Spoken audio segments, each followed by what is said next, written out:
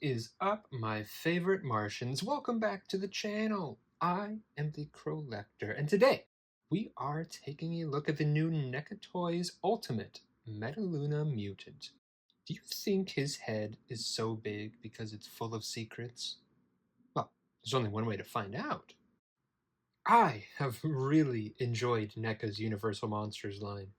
They've managed to go pretty deep at this point, giving us some variants of the big names, and now we've kind of graduated to the slightly lesser known monsters. First, we got Professor Burke from London After Midnight, and now we're getting the Metaluna Mutant from this island Earth. Look, I'll be totally honest, I have seen this island Earth, but it's been a long time, so I don't really remember much. I know I've seen the mutant pop up in things every now and then, but it certainly isn't in, I'd say maybe even most people's top 10 Universal monsters, maybe just barely.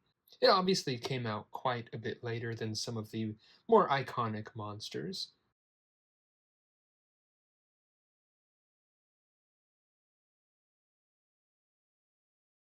Over 25 years later in some cases. Still, it's a fun, I can see why design some that folks may not is really indicative in that first class classic sci-fi boom that happened just kind of on the cusp of the space race when we really started to look upward instead of forward. Before the figure itself, we'll go ahead and take a look at the packaging. We always get really nice, really cool packaging with these NECA figures. Movies back in the day often got these big, sweeping posters, lots of big, colorful text, some beautiful drawings, usually depicting, a scene in the movie. It's all very comic book splash page. Here, however, it's not the poster for the movie. At least any posters that I could find. Sometimes they even go for like the European posters or something like that, but from what I can tell, this may be special artwork that's unique to this release. The original movie poster barely includes a mutant at all, except a little bit in the corner, and some newer posters have featured it a little bit more prominently, but nothing like this. But, new or old, it is really a beautiful, beautiful drawing. So much detail on the Metaluna Mutant, looking all hunched and creepy, like someone just walked into a room and spooked it. The sides, as you saw, show off the mutant in all its Martian glory, as does the back. They really know how to sell a figure, showing you all the different ways to display it, making it look really, really cool. Same with the inside flap, of course. These boxes really are just works of art in and of themselves. And the design of him is very kind of classic alien feel, the kind of baggy bodysuit look, the big bulbous brainiac head, the big round eyes. They did distinguish him a bit, of course, with these really long arms and clawed hands and feet. Still very much a guy in a suit holding onto sticks, but hey, for the time, I can definitely see how this would be pretty terrifying. Pretty thrilling design for people of the time. There's also this kind of, I don't know, like insectoid quality to him as well, with not only, the big bug eyes, but these kind of like membranes almost stretched out over his shoulders with all the veins. I think these are veins sticking out. I'm not quite sure, but either way, feels appropriately veiny.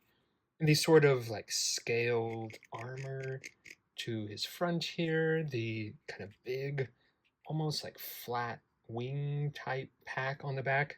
The claws as well, very buggy or like just crustacean like. He's a weird kind of mix of insectoid and humanoid and craboid, which really does work quite well in making him spooky. And there is some really, really nice paintwork here as well, as we come to expect from NECA. He is perhaps a little more involved than some of the other Universal monsters, being, of course, so colorful, but you get that nice, almost like shimmering gold for the eyes.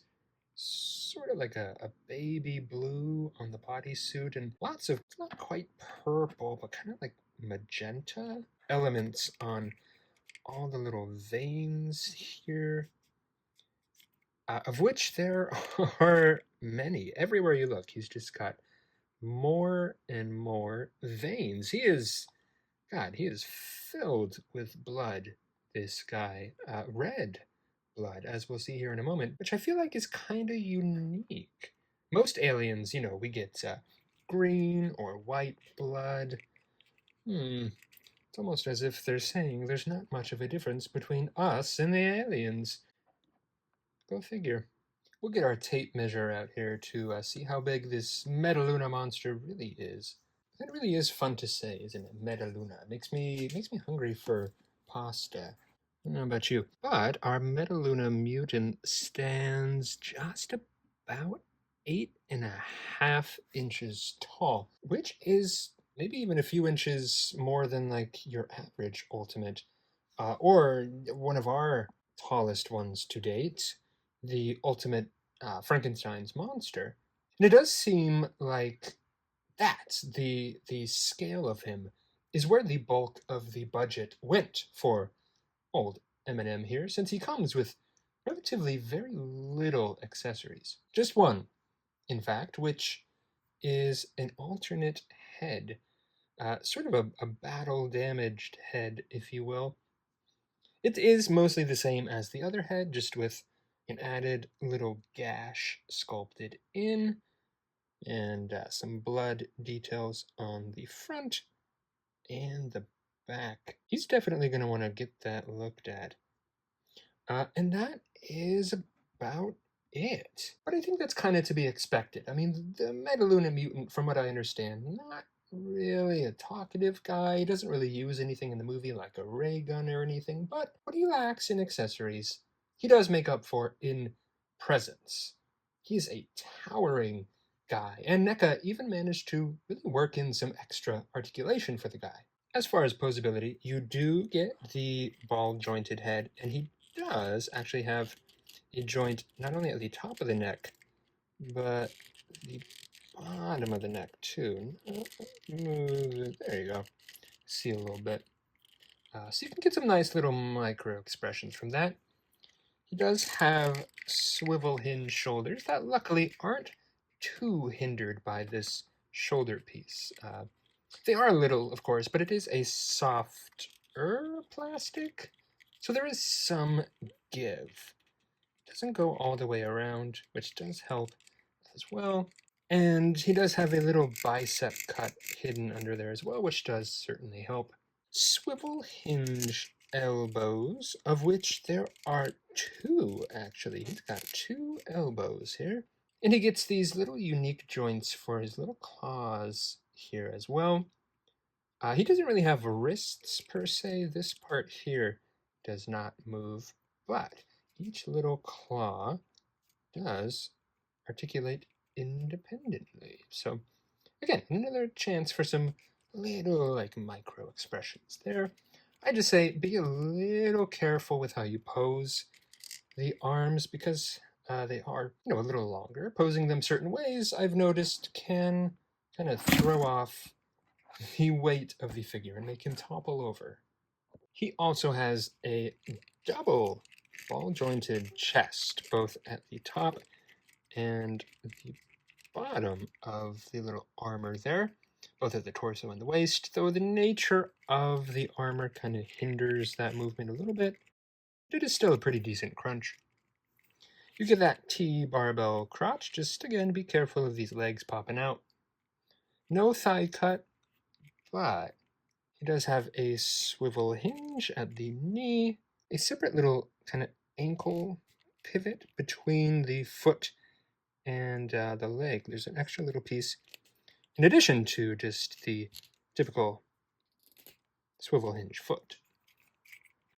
Really, he's not too bad for a big lumbering brute. all in all, while not as classic per se as some of the more well-known Universal monsters, he is still a guy with a lot of presence. You take one look at this guy and you know he is not from this world. He just feels so deliciously retro sci-fi. And the brighter color scheme really helps him pop on the shelf. Now, as you can imagine, we have a lot of blacks and grays and kind of browns, so something so light really does stand out. Going off all of this, I would probably give the Metaluna Mutant a 7.5 out of 10. Some really unique parts, some great paint detailing, some great shelf presence, but just a smidge plain overall. But you tell me, are you going to be adding the Metaluna Mutant to your collection, or is this out-of-this-world monster going to be off your shelf? What other classic characters would you like to see NECA tackle in the line next? We're definitely running out of the more classic monsters, but I think there's always room for more secondary characters like Victor Frankenstein, Igor, Quasimodo, and so on.